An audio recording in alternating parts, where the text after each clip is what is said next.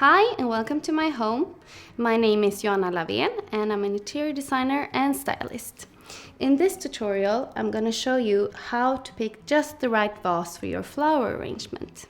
Choosing the right kind of vase for your flowers can make them look so much more beautiful, and that's why I recommend that you invest in many different kinds of vases.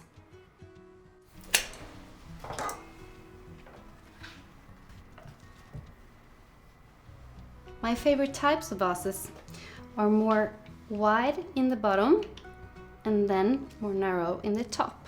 This makes it so much easier to arrange the flowers in a stylish way. Because as you can see, they can lean out like this.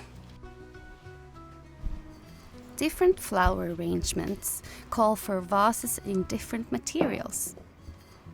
For these magnolia branches, I choose a clear glass vase because they're really beautiful from the bottom to the top.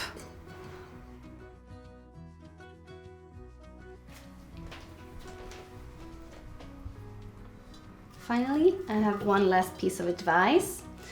If you're invited to a dinner or party, it's lovely to bring some flowers, and it's even better if you bring a vase that fits the flowers.